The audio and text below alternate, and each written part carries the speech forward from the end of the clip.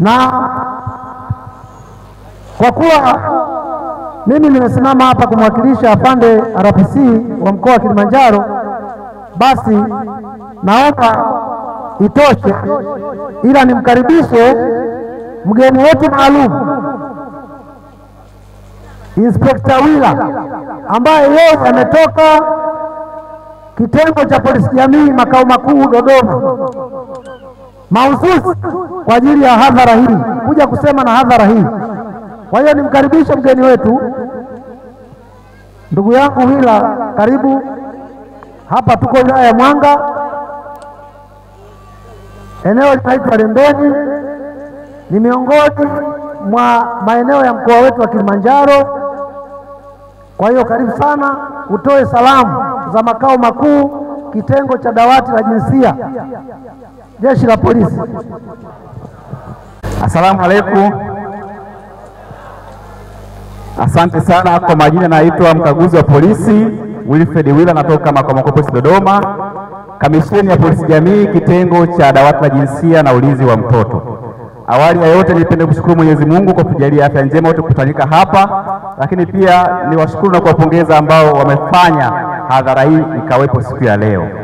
Afande wangu amezungumzia habari za amani, nataka nianzie hapo hapo. Tunapozungumza amani, tunazungumzia msingi mkubwa wa familia, namna gani inafanya malezi bora kwa watoto ili watoto hawa waweze kulifaa taifa letu la kesho.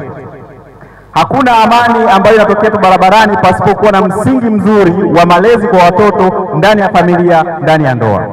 Baba na mama ndani ya familia, mkiwa mnagombana, watoto wanaona, wanajifunza, wanajua haya ndio maisha ya kesho. Watoto hawa ambao leo tunashindwa kuwapeleka msikitini, hawaendi madrasa, hawatamjua Mungu. Wasipomjua Mungu watatenda dhambi. Wakitenda dhambi, shehe atasema hatafika peponi, si ndio? Sisi tunasema hatafika wapi?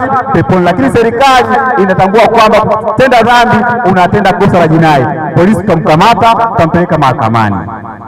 Kwa hiyo familia ni msingi mkubwa wa kujenga amani ya nchi hii, kwa kuangalia vigezo vya msingi juu ya masuala ya ukatili wa kijinsia na unyanyasaji wa watoto. Mke ndani ya ndoa ukishindwa kumtii mmeo, mme wako akishindwa kupenda mke wako, familia hiyo itakuwa na changamoto. Changamoto hiyo itapelekea masuala mengi ya kiukatili ndani ya familia, na ukatili huo ukikua ndio utapata watoto ambao wana maadili mema ndani ya msikiti na ndani ya taifa letu. Niwaombe sana, mke ndani ya ndoa, ukiona mmeo anakunyanyasa, anakufanyia vitendo sio sawa, nenda kwa shehe katoe taarifa. Nenda kwa askari wa dawati katoe taarifa. Nenda kwa mtendaji wa kata kijiji katoe taarifa, kwa sababu ukinyamaza kimya, siku ya siku utakuta umeuawa, utashangaa. Yaani yule mwanaume amemuoa yule mke, imekuwaje?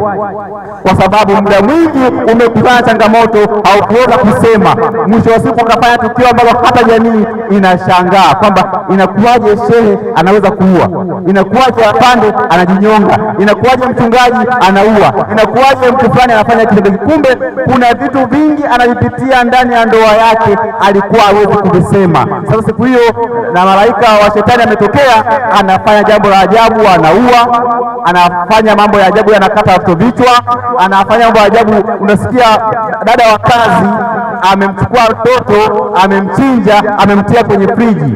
Unajiuliza, huyu dada wa kazi anapata wapi ujasiri? Tunao dada wa kazi kwa nyumbani, si ndio?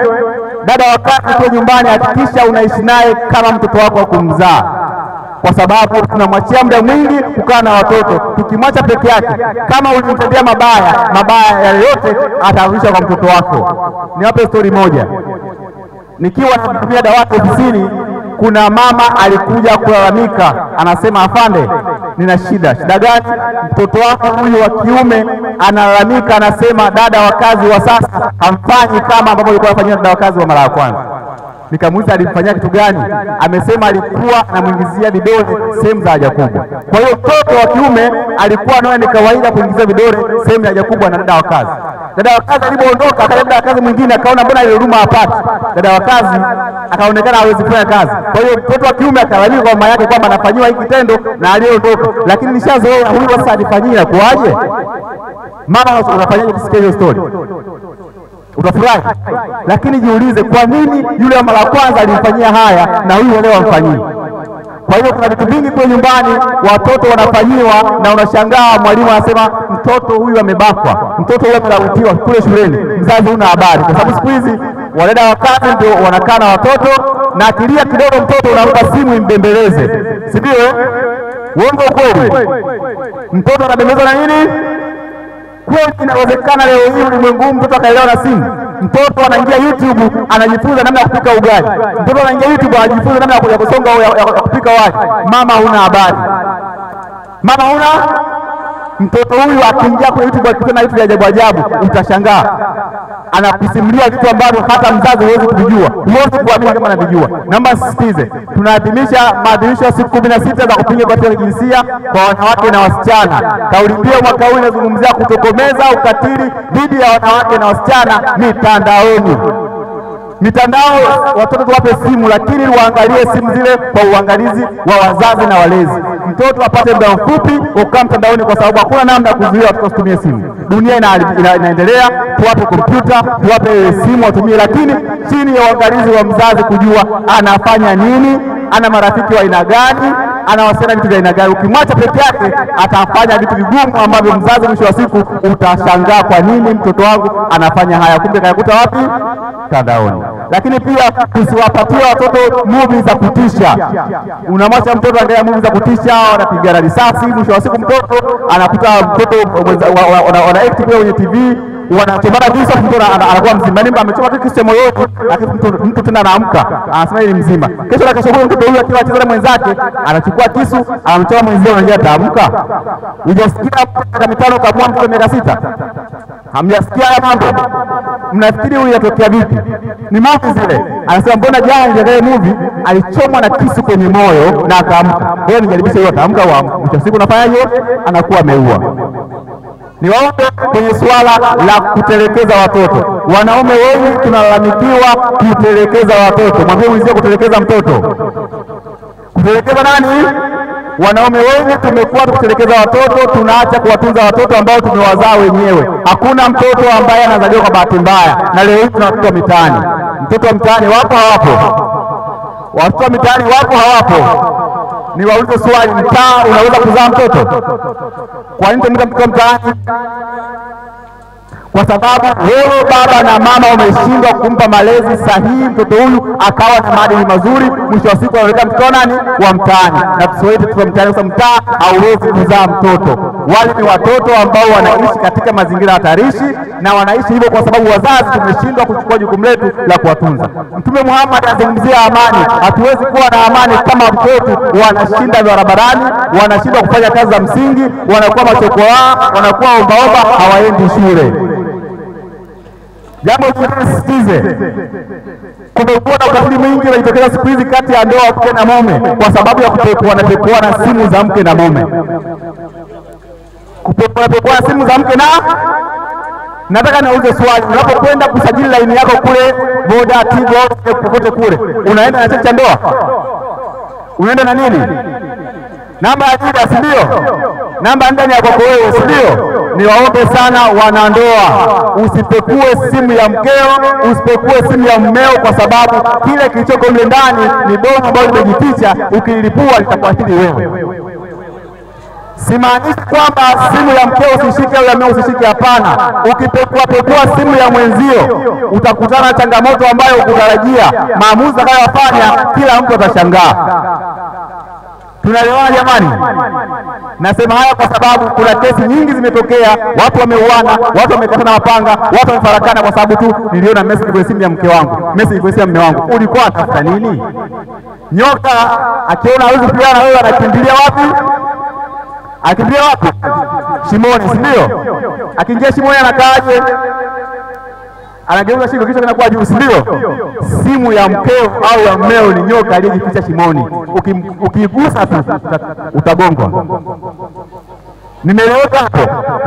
Kuna migogoro mingi inajitokeza kwa sababu, nikirudie,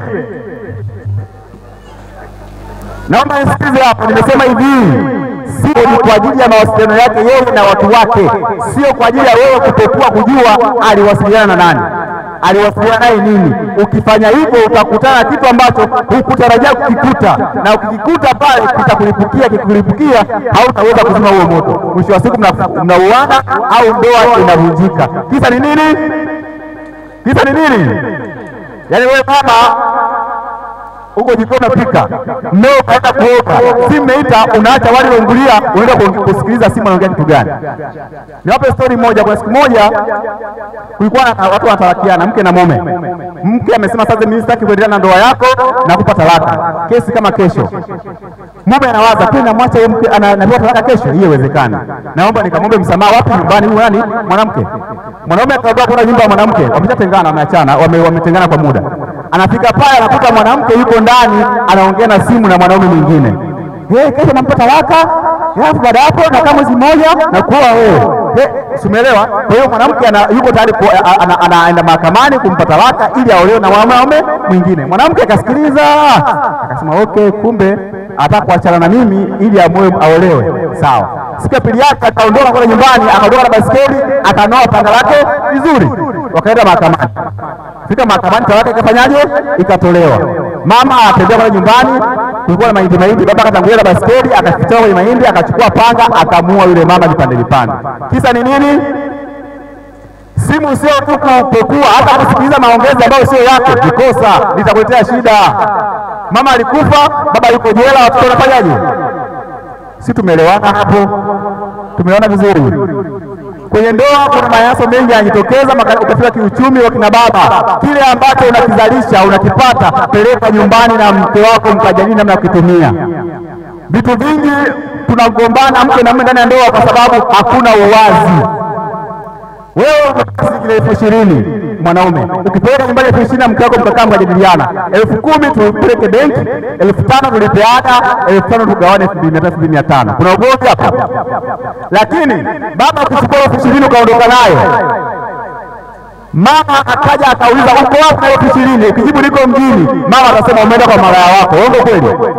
Lakini kama mligawana wote pasu, utakuwa na muda wa kumwambia unaenda kwa malaya wako. Kwa hiyo kuna siri kubwa kwenye maamuzi ndani ya ndoa. Chochote ambacho tunakizalisha ndani ya ndoa, mke na mume jadili pamoja ili kiweze kutumika vizuri. Mwisho wa siku kusiwe na magombano na ugomvi ndani ya ndoa kwa sababu ya kipato ambacho kinapatikana. Lakini pia watoto, mnasikiza vizuri? Mnasikiza vizuri Nyie ni wanafunzi, si ndio? Wajibu wako ni nini? Sio kusoma. Wajibu wako ni nini?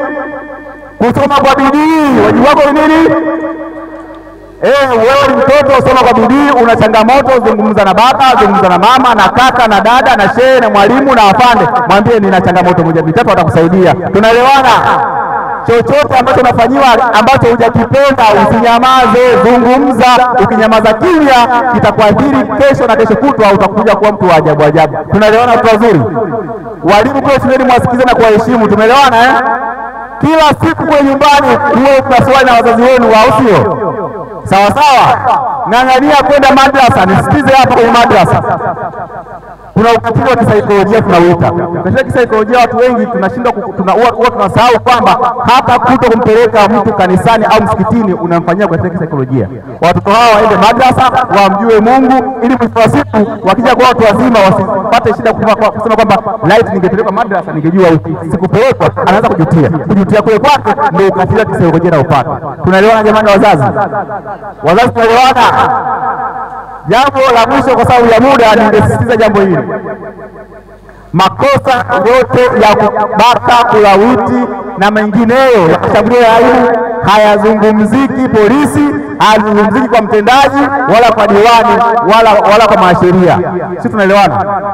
Mtoto amebakwa, amelawitiwa au shambulia aibu, kesi hiyo ni lazima ipelekwe mahakamani. Mahakama ndio itakayoamua kama kuna kosa au hakuna kosa. Masuala ya mjukuu wako, binti yako amebakwa, kwa sababu kabakwa na mjomba wake, mnakaa nyumbani mnajadiliana, mnapeana shilingi 200, mnasema kesi hii bwana, unajua ni mjomba, unajua ni shangazi, unajua ni babu, tutagombana. Hapana, kama kabaka apeleke mahakamani, mahakama itaamua kumfunga au kuto kumfunga. Kesi hizi hazizungumziki popote pale, iwe polisi, iwe kwa mtendaji, iwe siyo ofisi gani, ni lazima ipelekwe mahakamani. Na niwaombe sana wazazi, tukio likitokea toa ushirikiano toa taarifa. Ukishatoa taarifa, toa ushirikiano mpaka mwisho wa kesi ambapo inakuwa imeisha. Tumeelewana jamani? Kwa sababu ya muda naomba niishie hapa. Ninawapenda sana, karibuni Dodoma. Nimefurahi kuwa na nyinyi na nimalizia kuleta salamu za kutoka Jeshi la Polisi makao makuu Dodoma kwamba tulipata mwaliko. Tunawashukuru sana na tutaendelea kushirikiana nanyi pale ambapo tutatualika tena. Nawashukuru sana, asanteni sana.